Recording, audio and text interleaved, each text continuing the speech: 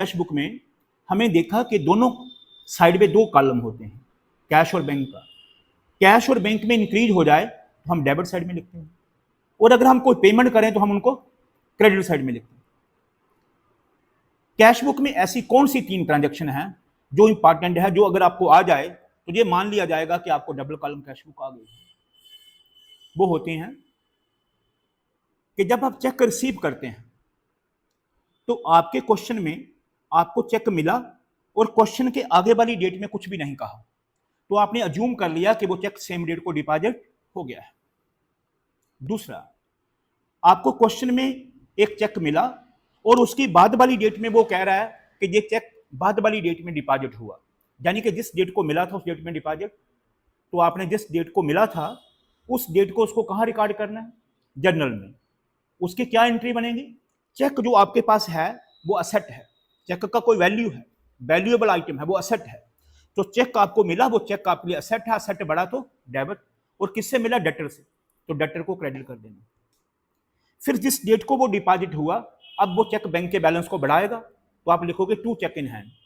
To cheque in hand लिखने से ये होगा कि जर्नल का चेक इन हैंड को डेबिट और कैश बुक में चेक इन हैंड क्रेडिट से कट जाएगा, तो चेक इन हैंड का अकाउंट बुक से डिलीट हो जाएगा। अब अगर बाद वाली डेट में कहे कि चेक डिसऑनर हो गया है, आप उसे अपोजिट साइड में रिकॉर्ड करोगे। अपोजिट साइड का मतलब हो गया क्रेडिट साइड में। जब अपोजिट साइड में रिकॉर्ड करोगे आपका बैंक का बैलेंस कम हो जाएगा, तो आप लिखोगे बाई डेटर अकाउंट, क्योंकि चेक इन हैंड अकाउंट खत्म हो गया है। अब जब आप क्रेडिट साइड में बाई डेटर अकाउंट लिखोगे तो ये डेटर जो आपने लिखा, ये डेटर को डेबिट हो गया, और जो आपने जर्नल में लिखा था वो क्रेडिट हो गया।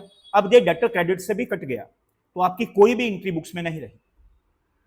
लेकिन अगर आपने पेमेंट लेते समय कैश डिस्काउंट भी दिया हो तो फिर कैश डिस्काउंट भी रिवर्स हो जाएगा।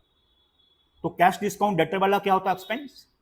जब आपने बनाया था तब आपने डिस्काउंट अलाउड को डेबिट करा होगा, अब आप डिस्काउंट अलाउड को क्या कर दोगे? क्रेडिट, और डेटर को क्या कर दोगे? डेबिट। इसके अलावा 2 एंट्री और है। एक है जब कोई पोस्ट डेटेड चेक हमें मिलता है, पोस्ट डेटेड चेक को भी बिल्कुल वैसे ट्रीट करना है जैसे आपने इस चेक को करा।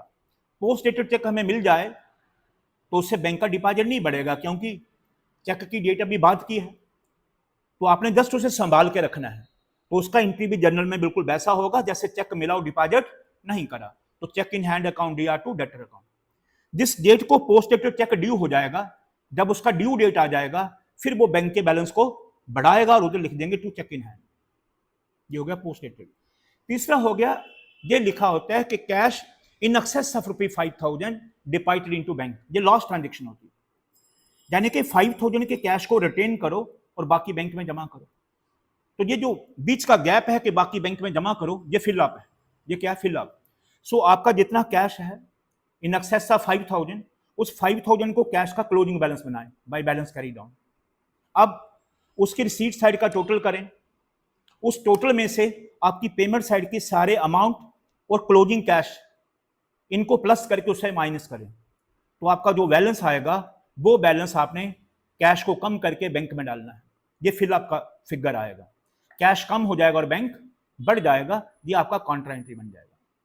ये ट्रांजैक्शन अगर आपको आ गए हैं तो आपको वाकई ही डबल कॉलम कैश बुक भी आ गया और आपको सब्सिडरी बुक्स भी आ गई। अब देखो आपका क्या है, निकालो।